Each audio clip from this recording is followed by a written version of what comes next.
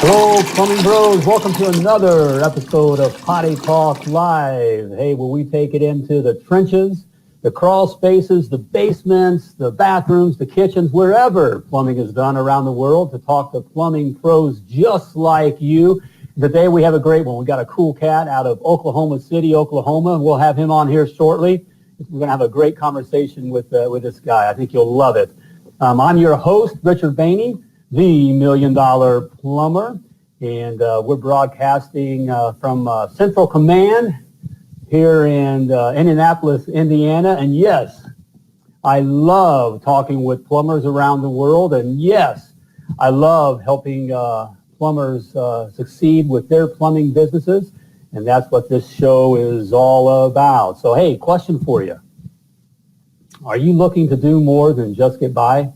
I mean, are you looking to actually more than just make a living, but to build your own plumbing, plumbing conquest, all right, or whatever? Hey, the guy we're talking to today is doing just that, and you can too. I want to help you out by sending you my free report, the 7 Must-Knows to be a $1 Million Plumber. You know, there was a time back in the day when I eked out a living, working for those mega corp plumbing companies, the ones I'm talking about, where you do all the work and they make all the money, right? Well, once I discovered what they didn't want me to know and what they don't want you to know, I was able to literally change my life forever and for the better. And I document all that, put that all down for you and share it with you in the 7 Must-Knows to be a $1 Million Plumber. And you can get that at my Facebook page, the $1 Million Plumber. Just simply click on the Learn More button, and it will take you there, and you can get it, all right? So there we go. Hey, anxious to get this guy on here. We have he's the owner of Next Level Plumbing. Man, a great-looking outfit there. Next Level Plumbing. His name is Jeremy Little out of Oklahoma City. Hey, why don't you, as we bring this guy on the broadcast here, why don't you give him some number ones or some thumbs up or some clapping hands or just say hello, all right? Hey, welcome. There we go. Hey, welcome, Jeremy. How you doing, man? I'm doing well, Richard. How are you doing? We're doing great today. Hey, it's good to see you. Good to see you. Hey, how things going there in Oklahoma City? I'll staying busy. I'm just at a house right now getting ready to cut in a PRV, and then whenever I get done here, I'll be going and finishing up a remodel I started earlier this week. All right, man. Way to go. Well, tell us a little bit about yourself. How'd you get into plumbing? Well, I actually got into plumbing by accident. I always hated school. So when my junior year in high school came up, VOTEC became available for us. I wanted to learn a trade because I knew I wasn't going to go into college because everyone was going to college. So I just kind of fell into the plumbing program at VOTEC and fell in love with it and just stuck with it. All right, it's a great way of life. So you came in probably like a lot of us. The same thing happened back in the day. It's been some years, almost 30 years ago, and I got out of the Navy and just said I wasn't going to go to college, and do that kind of a thing. And I wound up getting a job with a local plumbing company, and the rest is history. Yep, similar story here. Yep, we hear it all over the place. But you're no longer working for someone else. You're doing your own thing, man. Tell us about it.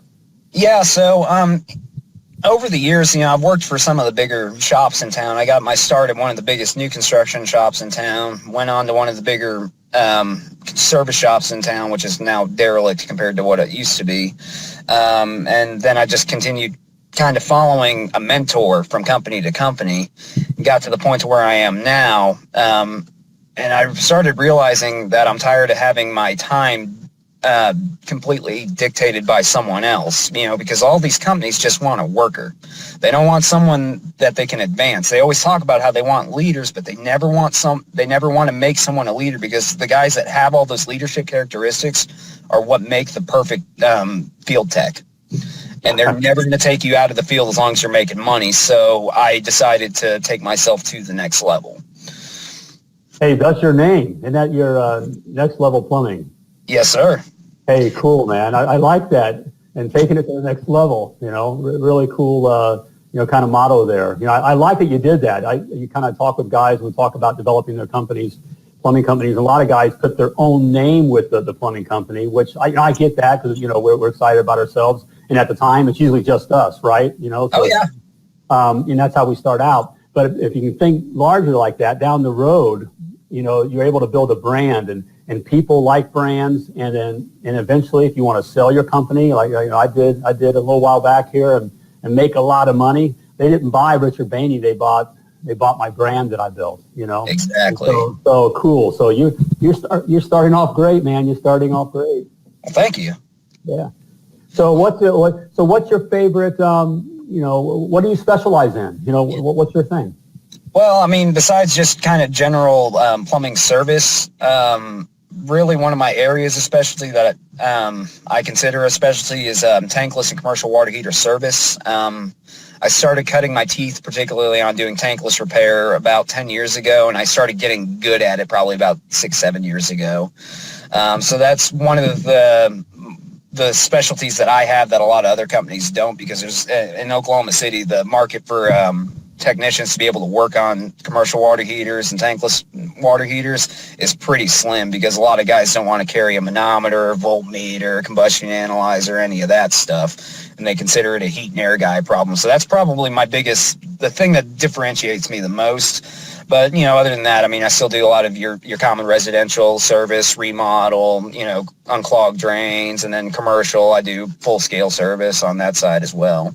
Yeah, so you got the meat and potato stuff. You're doing that kind of stuff too. But what I hear is really cool that you're doing, and that will, of course, what will make you successful is that you're kind of niching into something. You're working into an area where it's not being covered so much somewhere else, and building a name for that. Yeah, and that's one of the things that's made me indispensable at almost every company I've worked at. I've always been the only tankless and commercial tech. There we go, taking advantage. Yep, that's right. the idea. We were talking before the show here in the green room, about for those of us that have left the big companies and started our own plumbing companies and gotten in the ring, so to speak. You found your punch. What your punch is sounds like it's the commercial water heaters and that kind of a thing. Yeah, they're definitely probably my favorite thing to work on too, because I actually enjoy kind of the critical thinking process behind working on them. It's a little bit of a change of scenery from pulling a squirrel out of a sewer. Yeah, that's right. Pulling kids' toys out of the toilet, that kind of stuff. Yeah, dentures, underwear, all that stuff. Right. Well, that leads to you've been plumbing about 14 years. And, yeah, 14th year. All right, so you've seen some stuff. Tell us a fun story or something you've run into, or something scary, or something weird. Man, I've got so many interesting ones. Like, I'm sure we've all one of my best friends, I've been plumbing pretty much side by side with him for years. We were both apprentices together. Shout out to Scott. Regardless of which, whenever I was 19, he was 20 years old. We got sent to this house that was, they had their upstairs bathroom group stopped up, so we had to drop down the stack on the roof. And we pulled out this pair of granny panties. I mean, they were as wide as my shoulders out of there. And Scott, he had just got his journeyman's at the time, and I was right behind him. So I was helping him on this, and he went down there and presented it to this customer. He said, this is what was stopping it up. And he picked them up, no gloves, just spread them out there. And he just looked so angry. And that was my first time I ever got something like awesome out of a sewer line. And then I topped myself because, I pulled out squirrels, and, the typical thing that happens is you screw into them and you stretch them out over the cable. Right. And I have a picture of this for proof. I ran a K60 with a funnel head down a stool flange about 1.5 years ago, and my funnel head wrapped around the squirrel's head like a wire nut, and I pulled them out whole. Really? Yeah, I got a picture of my chocolate-covered squirrel. I love that thing. Chocolate-covered squirrel. I'm very proud of that. All right, man. Yeah, it's I talk about plumbing as being as we're digging for nuggets of gold, but it's surprising what we kind of dig for or find when we're doing sewer work, drain work, There's all kinds of get there. Yeah, it's all kinds of stuff, Well, that's fun, man. Hey, what has you, what fired up? I mean, what has you fired up about the plumbing industry? Now, you've just started your own business, but, what has you fired up about the future? Well, what really is firing me up about the future is the fact that tankless is starting to get out there more. People are starting to embrace the idea of it a little bit more. And it's putting me in a good spot to be able to build up my service here in the next couple of years in terms of getting all the repair and all of that, because I've been building relationships with all the manufacturers, Navien, Takagi, Renai, and the more of those we're going to start getting, the more maintenance agreements and stuff like that I know I'm going to start getting off of this. So I'm really pumped up about where that's going. Hey, way to think. I mean, that it's not just broke fix. You guys, you hear just, Jeremy just laid a pretty good nugget of gold out there for us, that it's not just going in and fixing that broke thing, but it's setting that relationship up for those, that reoccurring income, where you're going back in on maintenance and those kinds of things. Yeah, do the descaling flush, clean your stuff out, and then you also have your opportunities to move ancillary items, or half the time people are just like, oh, thank goodness you're here because I have a leaky faucet, blah, blah, blah. Exactly. For the old by the ways, it just gets you in the door.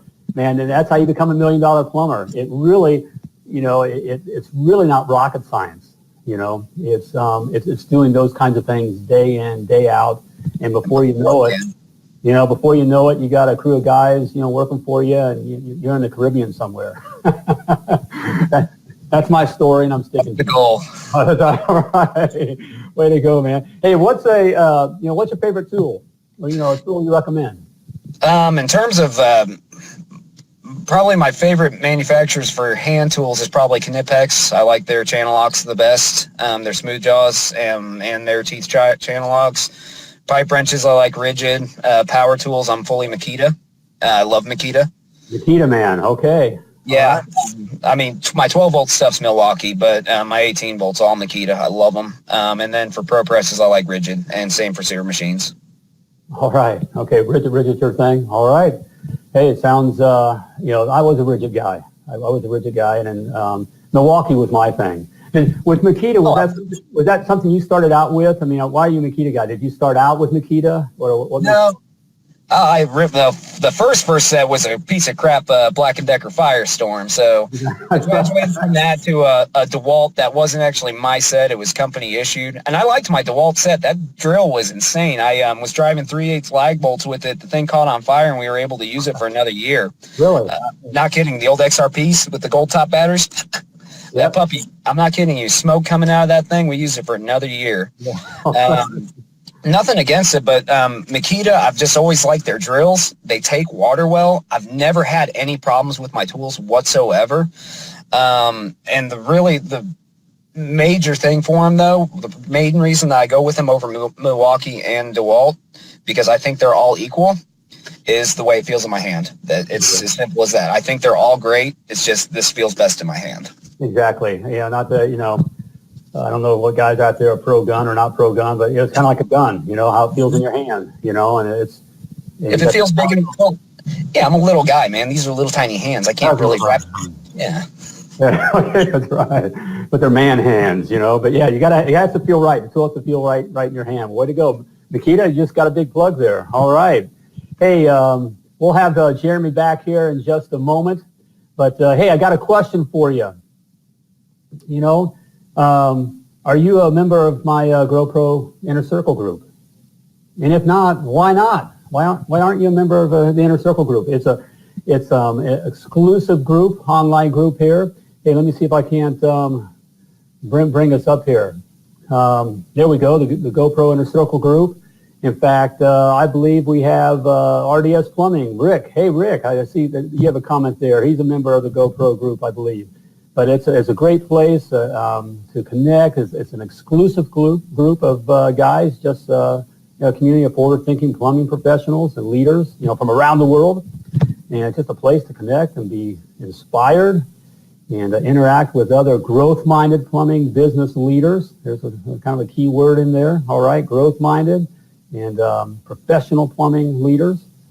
And we also have there's sales coaching seminars and business coaching seminars. So it's just a place that I recommend that where you can get connected. And if you want to learn how, go to the1,000,000plumber.com. That's the1,000,000plumber.com, and you'll find the information there. So check it out. But hey, let's get our man Jeremy back in here. All right, bring him back in. Jeremy, you still around here? Let me see. We can't get you in here because it's time now for the lightning round. All right, we got the lightning round. There we go. You love lightning. I bet you do in Oklahoma and tornadoes and everything else that comes with it here. But in the lightning round, hey, it's where we ask them either or questions, like Pepsi or Coke, and then Jeremy says RC. RC. All right, okay. Jeremy's going to be that kind of guest today. All right, he's going to take it out. All right. You ready, man? Yes, sir. All right. Hey, and you guys that are watching or listening in, hey, feel free to put in the comments, what your replies would be. All right, here we go, gang. Let's do it. PVC or ABS? PVC for drains, ABS because it looks cooler. What do you like about ABS? Why does it look cooler? It's black. Black always looks cool, man. Black is cool. I guess it is cool. So I'm a PVC guy. Hey, when you line your PVC up, do you do it all in line, the letters, the numbers, and all that kind of stuff? I try to keep it consistent. Every once in a while, some of them end up twisted or going the wrong way. It irks me, but I can't stop the job for it. It happens. Yeah, you got to. As long as it's level. Time is money. There we go. All right, good job. I think you answered this one, but hey, the guys that still want to know, we'll let the guys out there figure out as well. General or rigid? Rigid. Yeah, man. Milwaukee or DeWalt? If I had to pick out of the two, I'm going to go with default. Okay, default. All right, by default. Poly or PEX? PEX. Oh, yeah. All right, there we go. Copper or CPVC? Copper. Jesus. Yeah, that's right. Residential or commercial? Commercial for the work, residential for the non-accounts receivable. There we go. Yeah, you got something up there. Immediate cash flow, right? Mm-hmm. Cash is king. That's one of the things to learn with, it's kind of like as plumbers, we learn that water always finds its way. You can't have any shortcuts, right? But exactly. Right. On the business side, cash is king. So you're doing your thing here. You want to get that money in your pocket like right now. All right. Tank or tankless? Yeah, I know. You're the guy. You're the man. I know, and I love tanklesses, but it really depends on the application. Gas tankless, because electric tanklesses are junk. Residential tankless, commercial tank still. All right, man. Crawl space or slab? Crawl space. Right. Especially during tornado season, I imagine. Bad joke. I just like being able to get to stuff. Yeah, be able to see it right. All right, here's an important one. Taco Bell or McDonald's? It's diarrhea either way, so Taco Bell tastes better. Taco Bell, yeah, here we go. A lot of hot sauce on it. Makes it taste better. There we go. Yeah, it makes you regret it. But okay. Trench or trenchless? I'm sorry? Trench or trenchless? Oh, trenchless, if I could.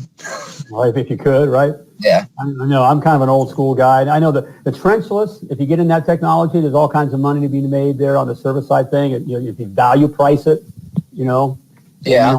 By value pricing, trench, and I'm an old school guy. I like sitting on the back of a backhoe, when the sun is shining, and it just kind of. But I do too, but the customers like not having their crap torn up, so that's the only reason I said that. Exactly. And if you do it, make sure you're pricing it well. All right, there's value there. All right. So, all right. Hey, another one here. Red Bull or coffee? Red Bull. Red Bull. Yeah, well, I'm talking to a young guy, Yeah. My guys used to get all, hopped up on that Red Bull by the end of the day. They were begging for overtime. not really, but man. That's how I used to get it. All right, Red Bull, man. It keeps you going. All right. Okay. Solder fitting or shark bite? Solder. Yeah. No shark bite. Talking to a pro. All right.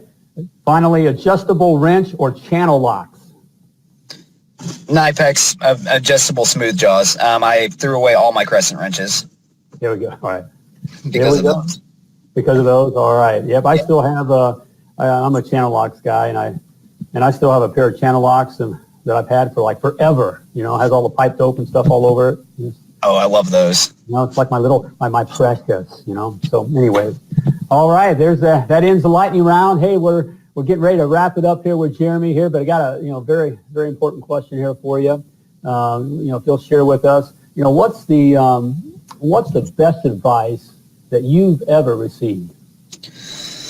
The best advice I ever received was probably from one of my mentors coming up. And he always said, it wasn't really a piece of advice as much as it was just kind of a saying. And he told this to me actually a couple of weeks ago whenever I picked up a van from him. And it's about how the cobbler, the shoe shiner, what's the most important part of the shoe that he shines, and that's the heel, because that's the last thing people see whenever you're walking away, and that's the part that they're looking at the most. Oh, man. Great advice there. So attention to detail. There we go. So is that how you tie it to your job? That's how you look at your job? Yeah, every aspect of it's important. The aesthetic, the function, all of it. And how you treat the customer, it's all full circle. You can't just do one part of it awesome. You've got to do as much of it as great as you can, as great as the budget allows you to, if you will. Oh, man. Well, hey, I hope you were listening up, Plumbing Bros around the world here. We just, Jeremy just laid, gave us a pretty big nugget of gold there. It's so easy, isn't it, to get caught up in just going, broke fix kind of a thing, going in there and fixing it and out the door. But it's so important on how we leave that job. In fact, I always did it this way and stressed with my teams that we left it cleaner than what we found it, even if it wasn't our mess. Yeah. Than what we found it. So, oh man, great advice. And you got to think about it. I bet you, at least for me, I always had to kind of remind myself again, you're wearing different hats, when I got my plumbing hat on, I'm thinking plumbing and moving plumbing. Then I have to remember, to close out that job to help that customer, feel well, about their experience. And yeah, it's all full circle, man. It is. I do so. Right, and if you do that, and they feel good about, when you leave, they're going to call you back, So, and you're not going to have those, you get those calls later on about where they're questioning how much you charged, So you leave a place messy, all of a sudden you're not even worth $5. Exactly. They're wondering where that freaking $400 they spent is whenever it looks like it costs $20. If it costs $400, I want it to look like it costs $6. Exactly. You're right. Way to go, Jeremy. But that was great. Hey, man, it was great having you on the program. Hey, gang, give Jeremy some kudos out there, and tell him hi. Hey, Jeremy, is there a place that guys can check you out? Would you mind giving your web address or? Yeah, you can check out my website at www.nextlevelplumbers.com, facebook.com/nextlevelplumbers, Twitter @nextlevelplumbers. You should probably stay off my personal Facebook page. I'm pretty hilarious, but pretty screwed up sense of humor. Shout out to Megadog, Jerry Moore, and Tards. And I think that's it. Okay, man. Hey, well, I really appreciate having you on the show, and look forward to talking with you again, man. All right. Thank you very much for having me. All right, there we go, guys. Hey, all right. Hey, that was Jeremy Little, owner of Next Level Plumbing out of Oklahoma City, Oklahoma, Oklahoma. All right, it was great having him on. Hey, and if you'd like to be on the show, you can do that, and you can just go to www.pottytalklive.com, and there's a place to click there. on, it says, be my guest. Hey, there's only one stipulation. You must be a plumbing professional. And that's anything. If you're a plumbing professional, if you're an apprentice, all the way through, a guy like Jeremy has 14 years of plumbing and is now doing his own thing, to the guy that's been doing his own thing, the old plumbing dog, that's been around for 55 years. If you're that guy, we want to talk with you. The world wants to hear what you have to say. All right? So go to www.pottytalklive.com and, hey, become a guest. All right? Also, I just want to remind you as well to get your free report, The 7 Must Knows to Be a $1 Million Plumber. All right? In it, you'll find the 7 keys, the 7 must knows if you're looking to get more customers or make more money or to grow your plumbing business. There's some good nuggets of gold in there. So you can go to my fan page, The $1 Million Plumber, and click the Learn More button. There's a Learn More button there, and you'll find your way there. All right? But it's about time to flush this episode of Potty Talk Live. It's been great spending time with you. And as always, plumb like a champion.